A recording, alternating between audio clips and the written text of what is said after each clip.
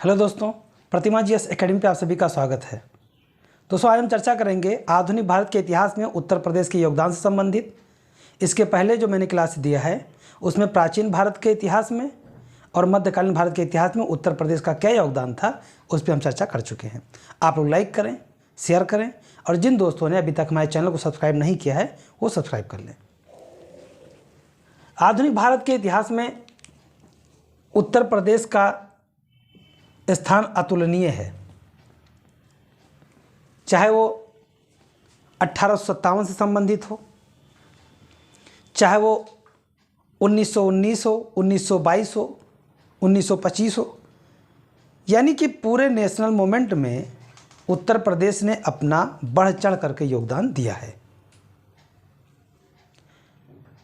जब लगा कि अंग्रेज हम पर हावी हो रहे हैं, हमारे धर्म पर आंच आ रही है, हमारे धर्म को चेतावनी दी जा रही है, तब लोगों ने बोलना सीखा। उसके पहले कहा था, कार्ल मार्क्स ने कहा था कि धर्म अफीम का काम करता है और यदि धर्म का सहारा लिया जाएगा तो कौम को तोड़ना और उसे विभाजित करना आसान हो सकता है। समय बढ़ता जाता है, परिभाषाएं बदलती जाती हैं, लेकिन आज का दौर भी वही चल रहा है। आज के दौर में धर्म देखिए, कोई राम के नाम पर तो कोई रहीम के नाम पर, कोई नानक के नाम पर, तो एक अलग प्रकार के विभाजित होते जा रहा है समाज। समाज में भीमराव अंबेडकर साहब को देकर के भीम के नाम पर, मतलब जहाँ जहाँ मौका मिलता है लोग धर्म का सहारा लेने लगते हैं। उत्तर प्रदेश में जब 1857 का विद्रोह का आधार देखा जाता है तो वहाँ ये देखा जाता है कि पश्चिम बंगाल में बैरकपुर छावनी में उत्तर प्रदेश के बलिया का एक लड़का जो वहाँ सेना में नियुक्त है, 34वीं बटालियन बैरकपुर छावनी पश्चिम बंगाल, जन्म स्थान बलिया उत्तर प्रदेश, नाम है मंगल पांडे। जब देखा गया कि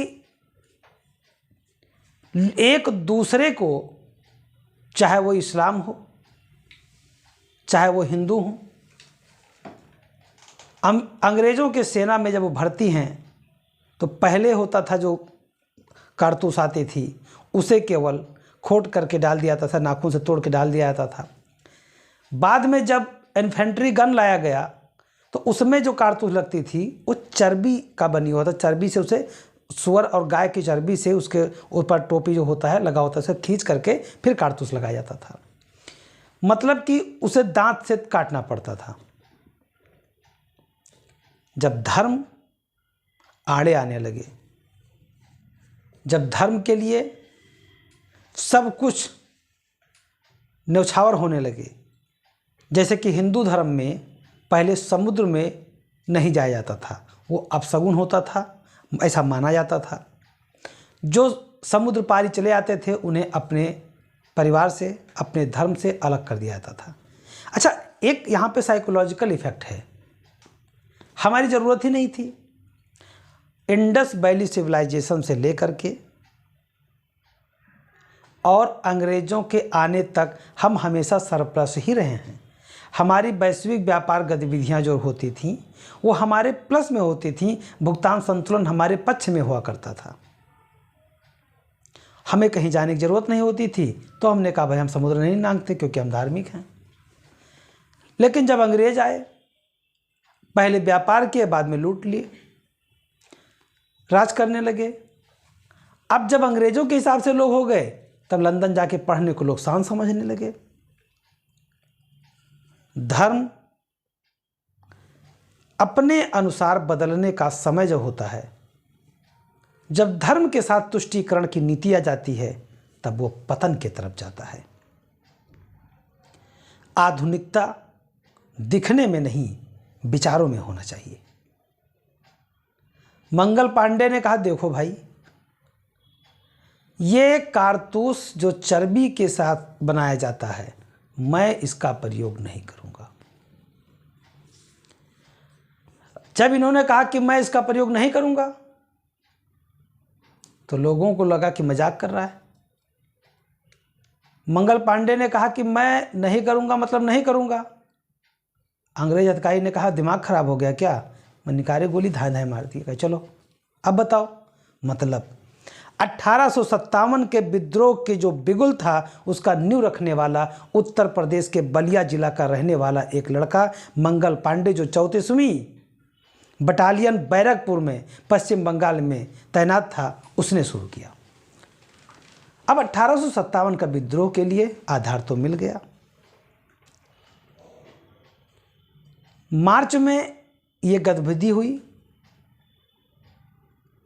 मंगल पांडे को पकड़ा गया और फांसी दे दी गई।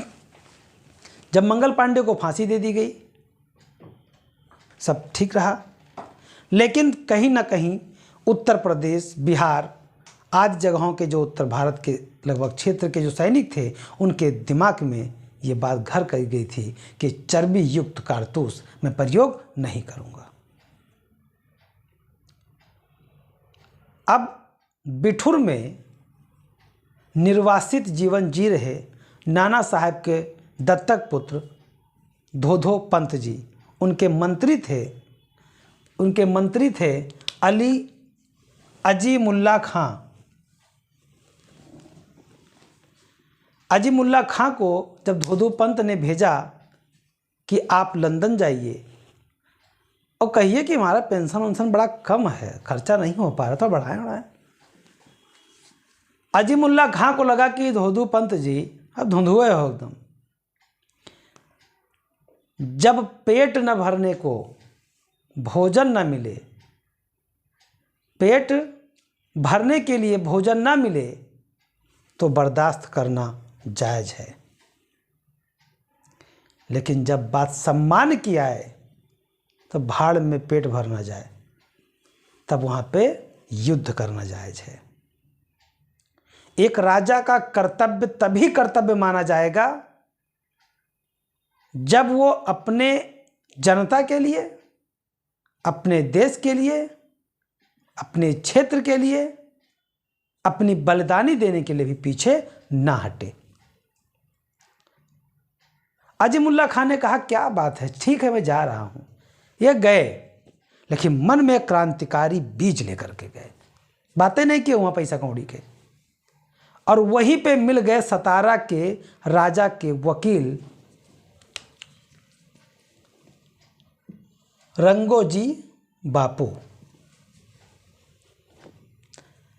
सतारा के राजा के साथ भी वही हुआ था। 1856 में जब डलहौजी ने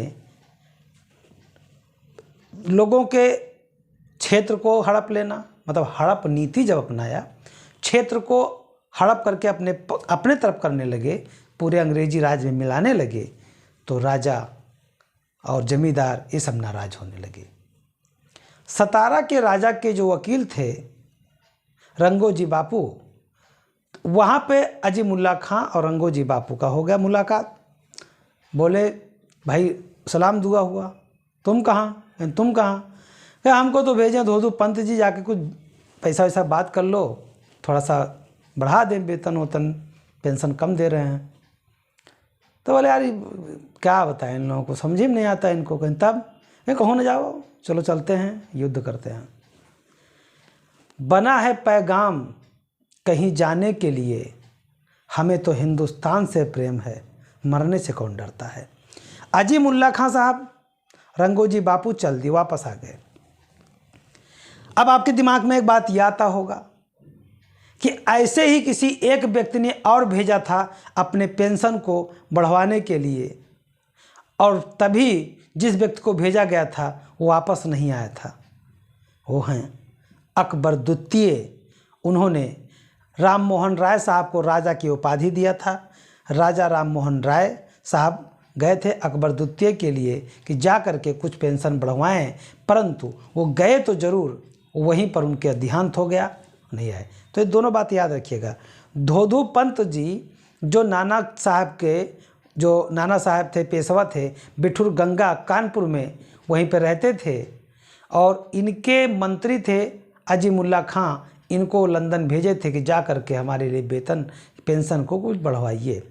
लेकिन अजीमुल्ला खां और रंगोजी बापू ने लौट करके 1857 के भव्य क्रांति का आधार रखा और पूरे मानसिकता के साथ पूरे भारत में एक साथ बिगुल बजाने का आह्वान करने का निश्चय किया। और जबकि इतना ज़्यादा उस समय सोशल मीडिया तो था नहीं कि भाई 31 मई 1857 को ऐसा किया जाएगा, नहीं था। गुप्त योजनाएं थीं। संचार का माध्यम नहीं हो पाने के कारण कुछ युवा जो मेरठ के छावनी के थे उनको बेचैन थे, उनको लग रहा था, घुटन महसूस हो रहा था। अब रंगोजी बापू, अजीमुल्ला खां साहब, इन लोगों ने 31 मई 1857 को आंदोलन के लिए, क्रांति के लिए दिन को मुकर्रर किया, यानी निश्चय किया। कई जगह पे इस जानकारी को पहुंचाने में थोड़ी देरी हुई, या कह सकते हैं लोग जल्दबाजी कर गए और मेरठ में 10 मई को 1857 के विद्रोह का बिगुल बजा दिया गया। और वहाँ पे कैप्टन फिटनेस थे, नाम था फिटनेस, और वहीं फिट कर दिए गए 10 तारीख को। मेरठ के सैनिकों ने कैप्टन फिटनेस के ऊपर इतनी गोली मार दी कि वहाँ के जितने थे वो किनारे हो गए। यानी 1857 का न्यू जो रखा गया था। 34वीं बटालियन, बैरकपुर छावनी, पश्चिम बंगाल, नाम सैनिक का मंगल पांडे, जन्म बलिया, उत्तर प्रदेश। दूसरी बात, 1857 का बिगुल बजा। 10 मई 1857, स्थान मेरठ।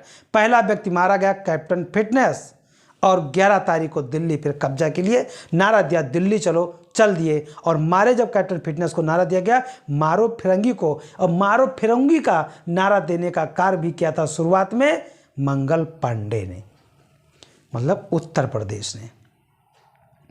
उत्तर प्रदेश की शुरुआती दौर में 1857 के विद्रोह का आधार दे दिया गया, परंतु 1857 असफल इसलिए हुआ, पूर्णतः असफल तो नहीं कह सकते, क्योंकि पत्थर की हर पहली चोट अंतिम चोट के बराबर योगदान देता है, तो 1857 को असफल कहना उचित नहीं होगा।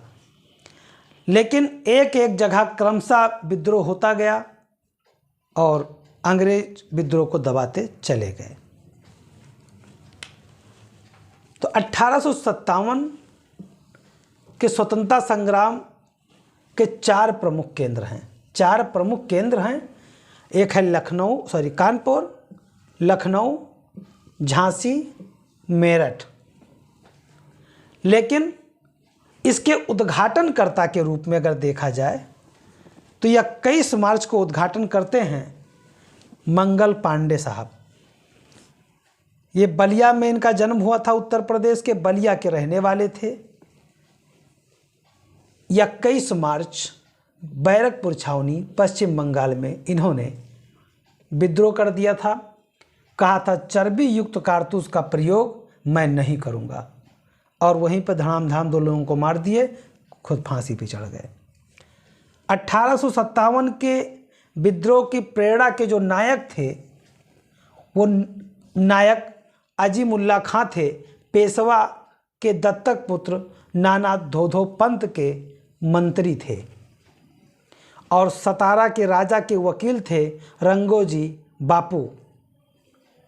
इन दोनों लोगों ने मिलकर के 31 मई 1857 का दिन क्रांति के लिए सुनिश्चित किया, परंतु लोगों तक इस बात को पहुंचाने में समय लगा, या ऐसा कह सकते हैं जल्दबाजी हुई। तो 10 मई 1857 को मेरठ से, उत्तर प्रदेश के मेरठ से मारो फिरंगी को नारे के साथ कैप्टन फिटनेस को फिट कर दिए। बहुत गोली मारे थे इनको, और उसके बाद 11 तारीख को दिल्ली पहुंच गए। अब एक नाम आपने सुना होगा, 1885 में भारतीय राष्ट्रीय कांग्रेस के स्थापना के मार्गदर्शक और महासचिव 21 वर्षों तक रहे। एवो हुम उस समय 1857 में कलेक्टर थे। कहाँ पर? इटावा, उत्तर प्रदेश के इटावा में। उत्तर प्रदेश के इटावा में एवो हुम ऑक्टोबियम होम कलेक्टर थे, कप्तान थे, कलेक्टर थे, मतलब डिस्ट्रिक्ट मजिस्ट्रेट थे। इन्होंने जब देखा कि विद्रोह इतना हावी हो गया है, भीड़ बढ़ रही है, तो इन्होंने लिपस्टिक लगाया, साड़ी पहने, मतलब वो पहने जो औरतें पहनती हैं, अब पूरा फुल मेकअप के साथ महिला के, और निकल लिए। उन्होंने समझ लिया भैया हम काहे लड़ें, ये क्रांति का हक है हिंदुस्तानियों का। धीरे से निकल लिए। जैसे क्या नाम है इनका, बाबा रामदेव। बाबा रामदेव बैठे थे अनशन पे, पुलिस ने छापा मारा। अब लोग कह रहे हैं कि सलवार पहन के भागे थे, सलवार नहीं पहन के भागे थे, ये जो अपना धोती लिए रहते हैं उसी को लपेटे थे और निकल लिए थे। तो जल्दी में ये शायद उनको पढ़े होंगे कि क्रांति 1857 में हुआ था, 22 मई को इटावा से एवो होम महिला भेष में भाग लिए थे। तो इनको प्रेरणा मिला हो कि हम भी आंदोलन करेंगे, मौका मिलेगा भाग लेंगे। वो कलेक्टर हैं, हम बिजनेसमैन हैं, भावना आए होंगी, आ सकता है, क्या कर सकता है कोई। 22 मई को इटावा के कलेक्टर एवो होम महिला वेश बनाकर भागे थे और यही एवो होम आगे चल करके 1885 में भारतीय राष्ट्रीय कांग्रेस के स्थापना में सहयोग दिए थे और अपने मृत्यु पर्यंत 21 वर्षों तक इंडियन नेशनल कांग्रेस के महासचिव के पद पर थे। 1857 में एक नाम है महक परी, एक नाम है महक परी, ये वाजिद अली शाह की पत्नी थी। अब वाजिद अली शाह की पत्नी, अब अच्छा महक परी नाम तो आपने नहीं सुना होगा। अब आपके दिमाग में आता होगा कि सर आप गलत पढ़ा रहे हैं, क्योंकि वाजिद अली शाह की पत्नी का नाम तो हम जानते हैं, हजरत महल था। तो ये जो हजरत महल नाम जानते हैं ना, इन्हीं का नाम महक परी भी है। ये इतना महक रही थी और परी थी वो उड़ रही थी। कहाँ पे? नेपाल में।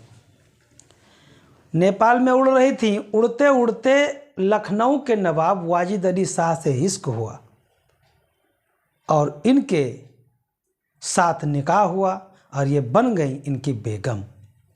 और इन्होंने एक पुत्र बिरजिस कादिर को जन्म दिया।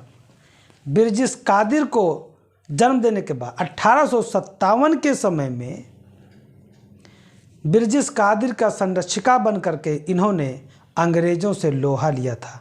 मतलब लोहा खरीदा नहीं था कि अंग्रेज़ों से लोहा खरीदा हो, मतलब युद्ध किया था, डट करके मुकाबला किया था।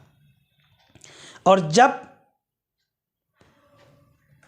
हजरत महल को लगा कि अब मैं मार जाऊंगी या गिरफ्तार कर ली जाऊंगी, तो 18 मार्च 1858 को ये नेपाल चली गई। जहाँ से उड़ के आई थी वहीं चली गई और बाद में वहीं पे इनका देहांत हो गया। कहने का मतलब केवल एक पुरुष ही नहीं है कि उत्तर प्रदेश के लिए योगदान दिया हो, उत्तर प्रदेश की महिलाओं ने भी बढ़ चढ़ करके योगदान दिया है।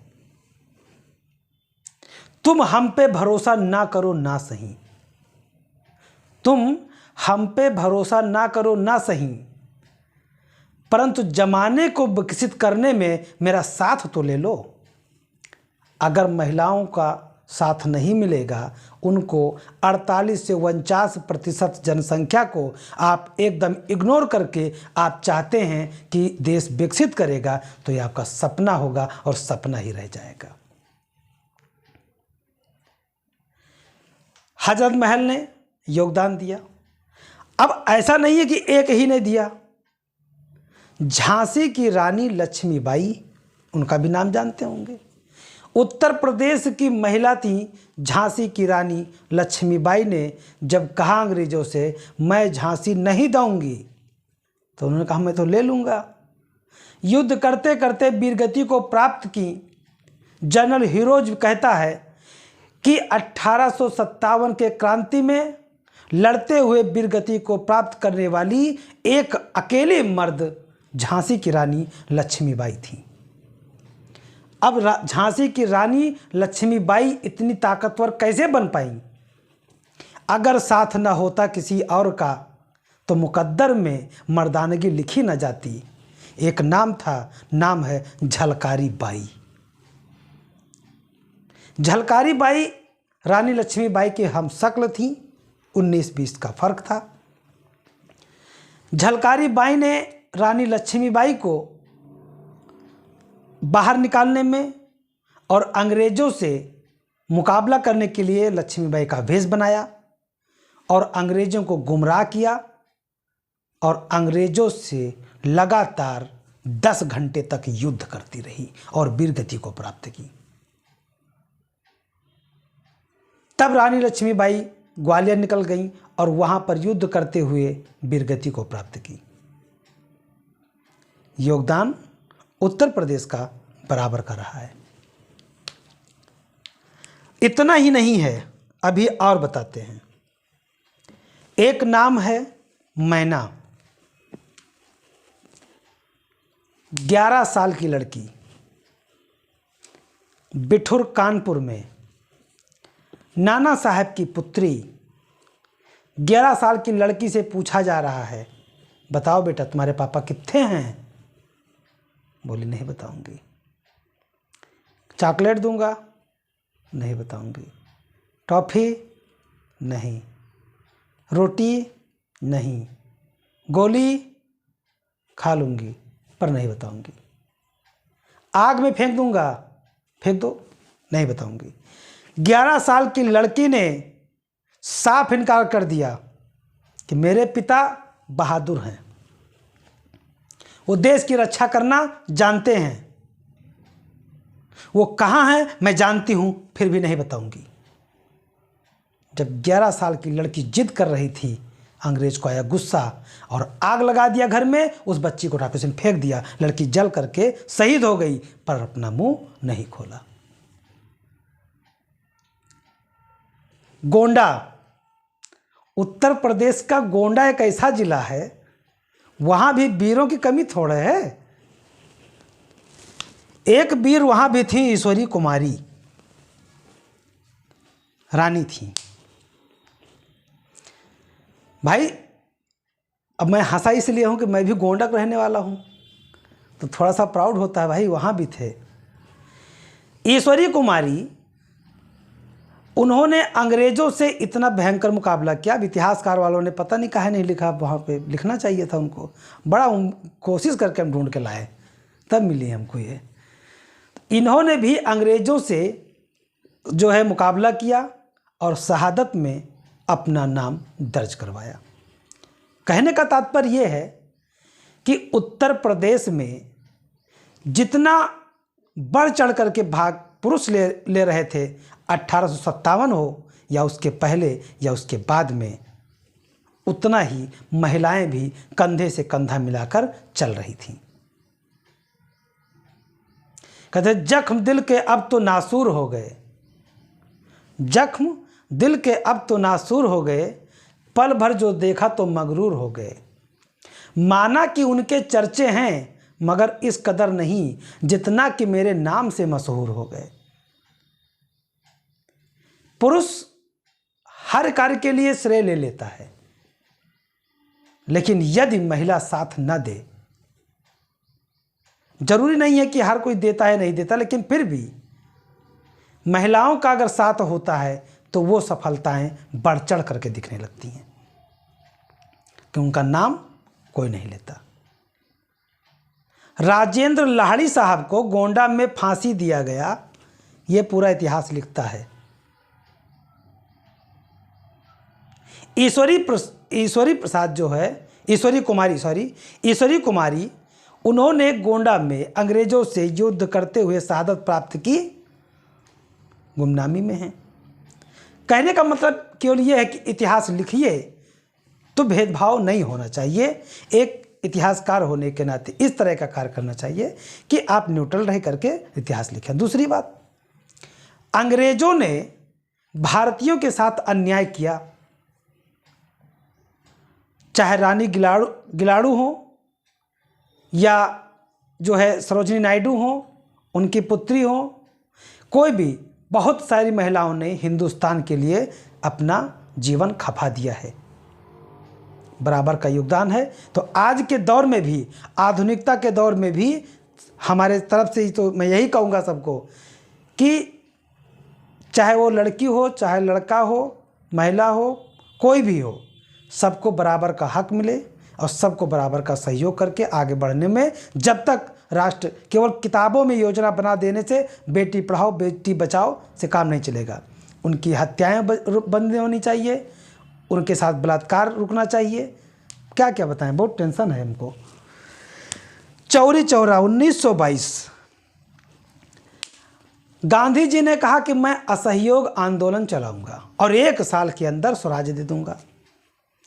देशवासियों के अंदर गर्व आ गया, कह रहे अभी 17 में पहुंचा था, अभी चंपारण किया ही और अभी कितने दिन हुए, कह रहा कि एकदम वो दिला देंगे। अब एकदम पूरा देश जोश में आ गया, सब लोग तो जोश में आए, ठंडाए रहे। उत्तर प्रदेश के गोरखपुर में चौरी चौरा में जितने जोश वाले लोग थे वो नहीं रोक पाए, वो थाने फूंक दिए। यानी चौरी चौरा कांड 4 से 5 फरवरी 1922 में घटित हुआ। गांधी जी गुस्सा गए, असहयोग आंदोलन वापस ले लिए। उधर घटना हुआ, चंद्रशेखर आजाद साहब ने कहा अच्छा ठीक है हम बताते हैं। इन्होंने काकोरी में 8 डाउन ट्रेन को ही लूट लिया और लूट लिए। अब देखो, लूट ले करके भागते तो निकल जाते। यहीं पर थे रोशन, राजेंद्र लाहिड़ी, चंद्रशेखर आजाद। इन लोगों ने क्या किया कि पहले तो लूटे और लूटने के बाद में जो बचे कुछ थे उनको कूटे, तब भागे, तब तक पकड़ लिए गए। 4 लोगों को फांसी हो गया, चंद्रशेखर आजाद साहब भाग लिए। भाग करके बाद में फिर जो है हिंदुस्तान सोशलिस्ट रिपब्लिकन आर्मी बनाए। पहले हिंदुस्तान रिपब्लिकन आर्मी था, 24 में बना था, उसी के अंतर्गत काकोरी कांड हुआ था, जो कि अभी हाल ही में मुख्यमंत्री उत्तर प्रदेश ने काकोरी कांड को काकोरी एक्शन के नाम से बदल दिया है। उसके बाद क्या हुआ, उसके बाद में जब गांधी जी ने आंदोलन चलाया, कौन सा आंदोलन, नमक सत्याग्रह, तो उत्तर प्रदेश में रायबरेली में कहा गया अच्छा गांधी जी हम तुम्हारे साथ हैं। उत्तर प्रदेश के रायबरेली में भी नमक सत्याग्रह चलाया गया था और नमक कानून को तोड़ा गया था। उसके बाद फरवरी 1918 में उत्तर प्रदेश में किसान सभा का स्थापना किया गया। गौरी शंकर मिश्र, इंद्र नारायण द्विवेदी, मदन मोहन मालवीय और प्रतापगढ़ में नाई धोबी बंद बायकॉट आंदोलन चलाया गया। अब देखिए, उत्तर प्रदेश में 57 की क्रांति से शुरू हुआ, आज़ादी तक उनका योगदान रहा, लेकिन जितना मैं अभी बता रहा हूँ इसमें से उत्तर प्रदेश का जितना योगदान दिख रहा है, अगर पूरे नेशनल मूवमेंट को देखा जाए तो सही ठीक ठाक योगदान है। 1857 में महक परी जो वाजिद अली शाह की पत्नी थी, इन्हें वाजिद अली शाह ने इख्तियार उल निसा की उपाधि दिया था और इनका नाम रखा गया था बेगम हजरत महल। बिरजिस कादिर की संरक्षिका बन करके लखनऊ का 1857 में लखनऊ में नेतृत्व किया था और 18 मार्च 1858 को नेपाल चली गई, जहां पर उन्होंने अपनी अंतिम सांसें लीं।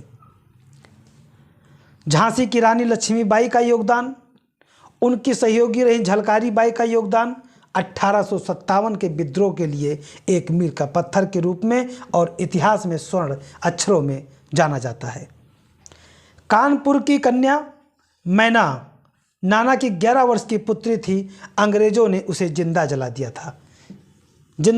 था।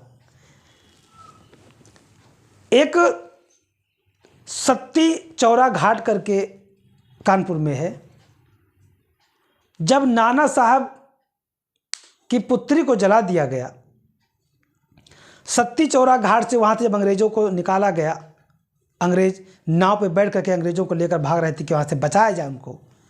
लगभग 350 के आसपास अंग्रेज थे, महिलाएं थीं, बच्चे थे और अंग्रेज और थे।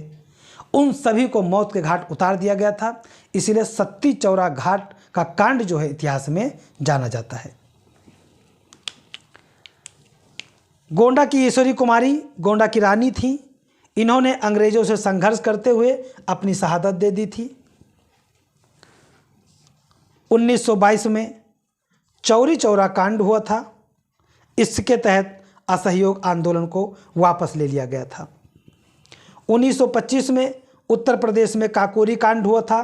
काकोरी कांड का नाम बदल करके भी हमारे जो मुख्यमंत्री जी हैं योगी आदित्यनाथ जी ने उसे काकोरी एक्शन कर दिया है।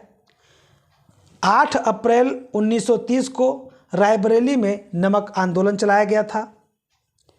उत्तर प्रदेश में फरवरी 1918 में किसान सभा का आयोजन सभा स्थापित किया गया था।